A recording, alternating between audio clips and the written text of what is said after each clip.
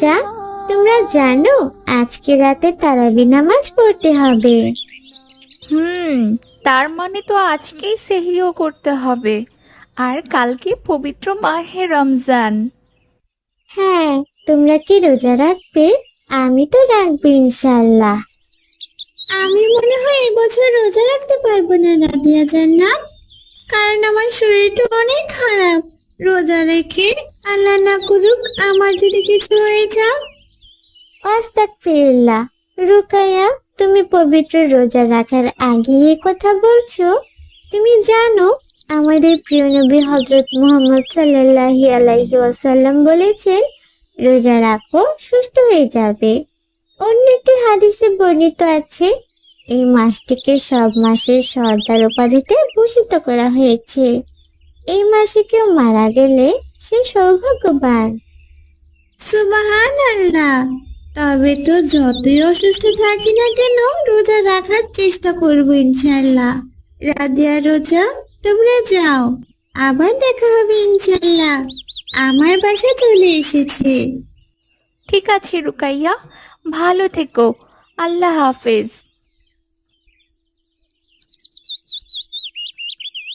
রোজা ও রাদিয়া জান্নাত বাড়ির পথে হেঁটে আসছিল। তখন রাস্তায় তারা এক বুড়িকে দেখে। বুড়িটি রাস্তা পারাপার হতে পারছিল না। রোজা, দেখো বুড়িমা কিভাবে রাস্তা পার হচ্ছে। বুড়িমা, আপনি সরে যান, গাড়ি আসছে তো। আরে, এই বুড়িমা তো কোনো কথাই শুনছে না, নিজের মতো নিজে হেঁটে চলেছে। গাড়িটা খুব জোরে আসছে রাদিয়া জান্নাত। আমার মনে হয় বুড়িমা শুনতে পাচ্ছি না। আমি বুড়িমাকে সাহায্য করতে গেলাম। রাধিয়া জান্নাত, দাঁড়াও, তুমি বুড়িকে সাহায্য করতে যেয়ে নিজের বিপদ ডেকে এনো না। রাধিয়া জান্নাত দ্রুত গিয়ে বুড়িকে থামিয়ে দেয়, আর গাড়িটিও বুড়ির পাশ দিয়ে চলে যায়। আস্তাগফিরুল্লাহ। বুড়িমা, এটা আপনি কি করছিলেন? এখনই তো গাড়িটি আপনাকে আঘাত করে চলে যেত। কে গো তুমি? আর কি বলছো? আমি কানে শুনি না মা, তাই তো তোমার কোনো কথাই শুনতে পারছি না। মহান আল্লাহ রব্বুল আলামিন যে আমার কারো ডাক বা কথা শোনার শক্তিটা কেড়ে নিয়েছে, সবই উপরওয়ালার ইচ্ছা। তুমি সঠিক সময়ে এসে আমাকে সাহায্য করেছো। আল্লাহ তোমাকে ভালো রাখুক। রোজা, তুমি ঠিকই বলেছিলে, বুড়িমা কানে শুনতে পান না, আমাদের কোনো কথাই সে শুনতে পাচ্ছে না। বুড়িমা, আপনার বাসা কোথায়?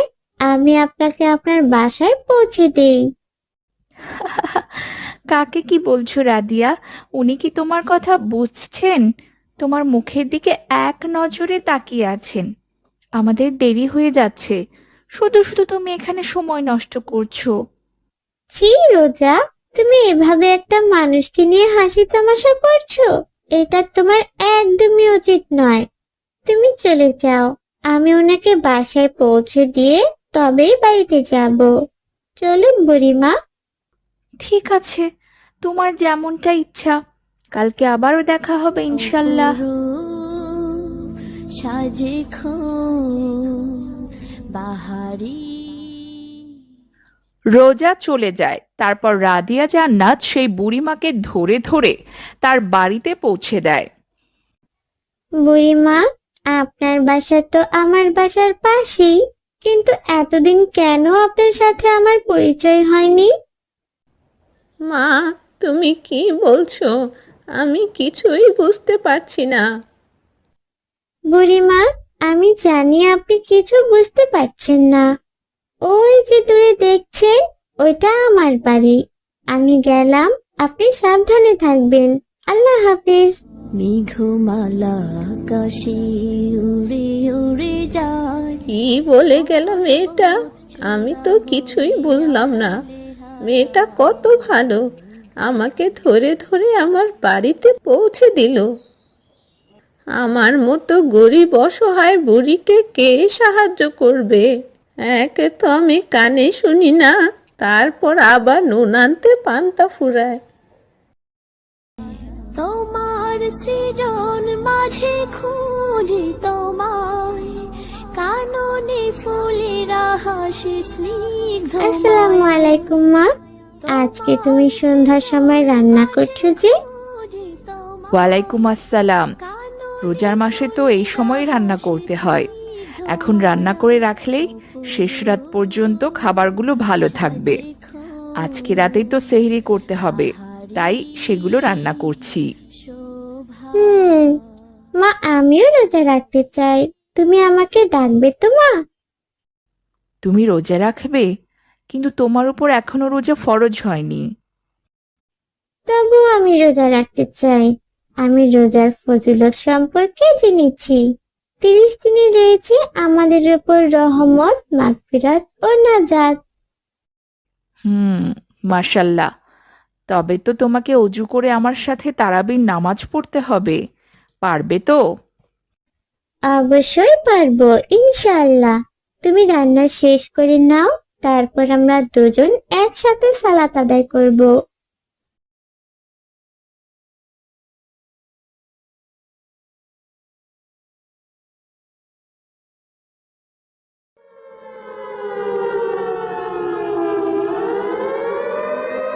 রাদিয়ার বাবা, দ্রুত ওঠো, সেহরি করার সময় হয়ে গেছে। আমি যাই, রাদিয়াকে ওঠাই, না হলেও আবার সকালে কান্না করবে। পাহাড়ি সারি সারি কাছের ছায়া রাদিয়া জান্নাত, দ্রুত উঠে পড়ো, সেহরি করার সময় হয়ে গেছে। তুমি না বলেছিলে রোজা রাখবে? সেহরি না করলে সারাদিন না খেয়ে কিভাবে থাকবে? উঠেছি। আমি গেলাম, তুমি হাত মুখ ধুয়ে অজু করে এসো। আমাকে আবার খাবারগুলো টেবিলে নিয়ে যেতে হবে। তারপর রাদিয়ার মা চলে গেলে বুড়িমা তো কানে শুনেন না। বুড়িমা কি তবে কালকে না খেয়ে রোজা রাখবেন?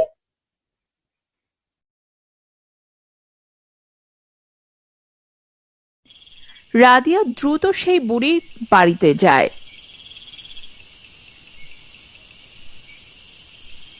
আমি জানতাম বুড়িমা ওঠেনি। বুড়িমার ঘরে যে কোনো আলো দেখছি না।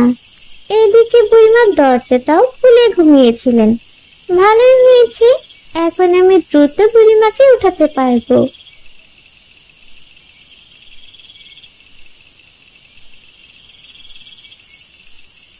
বুড়িমা, ও বুড়িমা। বুড়িমা তো কানে শুনেন না। আমি বুড়িমার গায়ে হাত দিলেই তিনি উঠে যাবেন। তারপর রাদিয়া বুড়ির গায়ে হাত দিয়ে তাকে ডাকতে থাকে। বুড়িমা, কালকে না খেয়ে কিভাবে রোজা রাখবেন?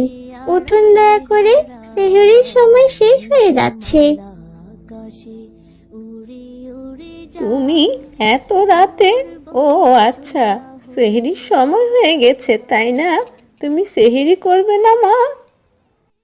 বুড়িমার ঘরে তো কোনো খাবার দেখছি না, শুধু শুকনো মুড়ি ছাড়া আর কিছু নেই। বুড়িমা কি তবে এটা খেয়ে রোজা রাখবেন?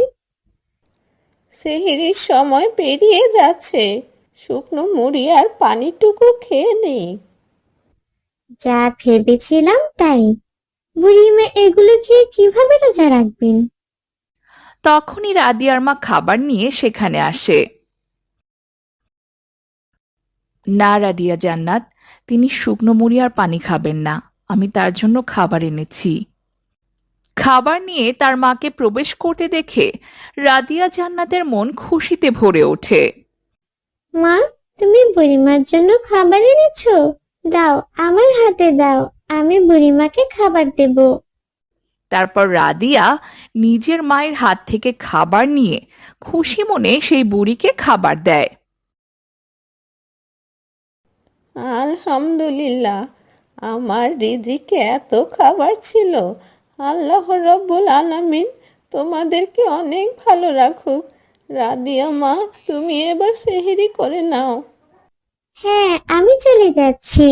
জানি আমার কথা বুঝতে পারছেন না, তবুও বলছি আল্লাহ হাফেজ। চলো রাদিয়া জান্নাত, এবার তো তোমারও সেহরি করতে হবে। তোমার বাবা আমাদের জন্য অপেক্ষা করছেন। চলো। আল্লাহ সুবহানাল্লাহ আল্লাহ। মা, তুমি কিভাবে বুঝলে যে আমি ওই বুড়িমার কাছে গিয়েছিলাম? আমি দেখলাম তুমি দ্রুত বুড়িমার ঘরের দিকে যাচ্ছ। আমি বুঝতে পেরেছি তুমি কেন তার কাছে যাচ্ছ, তাই খাবারটা নিয়ে দ্রুত সেখানে গেলাম। আমি যদি এটা না করতাম তবে তো তুমি এখনো সেখান থেকে আসতে না। সত্যি আমার অনেক কষ্ট হচ্ছিল বুড়িমার জন্য। এই বয়সে তাদের একটু ভালো মন্দ খাবার খাওয়া উচিত, কিন্তু তিনি শুকনো মুড়ি আর পানি খেয়ে রোজা রাখবেন, যেটা আমার কাছে একটু ভালো লাগছিল না মা। চিন্তা করো না, কাল থেকে রোজই তুমি তার জন্য খাবার দিয়ে আসবে। আর হ্যাঁ, ইফতারের সময় তাকে অবশ্যই আমাদের বাসায় নিয়ে আসবে। তিনি আমাদের সাথে বসে একসাথে ইফতার করবেন। তবে তো খুব ভালো হবে। বিকালে রাদিয়া জান্নাত সেই বুড়িকে ধরে ধরে নিয়ে তার বাড়ির দিকেই আসছিল।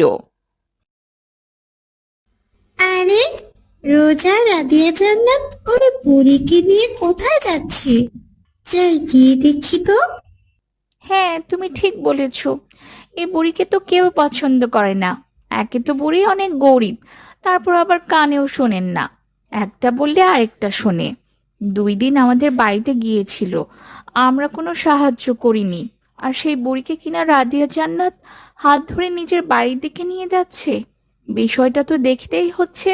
মেঘমালা আকাশে উড়ে উড়ে যায়, পর্বত চূড়া হয়ে আড়ালে হারায়। মেঘমালা আকাশে উড়ে উড়ে যায়। তারপর রুকাইয়া ও রোজা রাদিয়া জান্নাত ও বুড়ির পিছু পিছু তাদের বাড়িতে পৌঁছে যায়। আমাকে ছেড়ে দাও মা, তুমি আমাকে কোথায় নিয়ে যাচ্ছ? এত বড় বাড়ি, আমি কানে শুনি না, কারো কোনো কথা বুঝতেও পারি না। এদিকে ইফতারেরও সময় হয়ে যাচ্ছে। এই সময় কারো বাসায় যেয়ে তাকে বিরক্ত করা আমার ঠিক হবে না। আমি সবই জানি। বুড়িমা এত অসহায় হওয়ার পরও কাউকে বিরক্ত করতে চান না, কারোর বিরক্তের কারণ সে হতে চান না।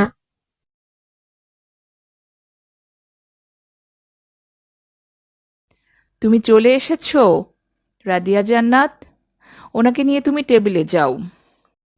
ইস, গরিব বুড়িমাকে ওরা নিয়ে টেবিলে বসাচ্ছেন। দেখ বুড়িমা কত খুশি। চলো আমরা দুজন এখান থেকে চলে যাই। আসলে আমরাই ভুল বলছিলাম। কখনোই কারো দুর্বলতা নিয়ে এভাবে তার সাথে খারাপ আচরণ করা উচিত নয়। আজকে সত্যি আমার অনেক খারাপ লাগছে। রাধিয়া জান্নাত আমাদের চোখ খুলে দিয়েছে। একটা অসহায় বুড়িকে সাহায্য করার ফলে তিনি মন খুলে দোয়া করেন। আমাদের মধ্যে এখনো সেই বুঝটা আসেনি। যদি আসতো তবে আজকে রাধিয়ার কাজটি আমরাই করতাম। আমি আমার কাজের জন্য সত্যি লজ্জিত। একদিন এই বুড়ি আমার কাছে খাবার চেয়েছিল, কিন্তু সেদিন আমি তাকে খাবার দেইনি।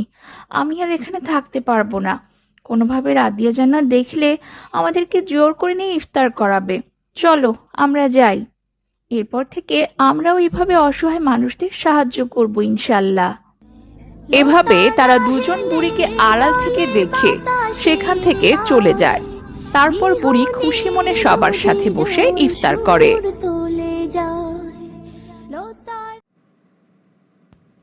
সালামু আলাইকুম বন্ধুরা, আমাদের ভিডিওগুলো যদি তোমাদের ভালো লাগে তাহলে লাইক, কমেন্ট এবং বেশি বেশি শেয়ার করো।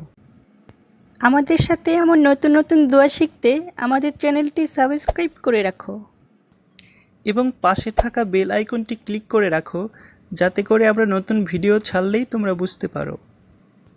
আসসালামু আলাইকুম, সবাইকে ধন্যবাদ।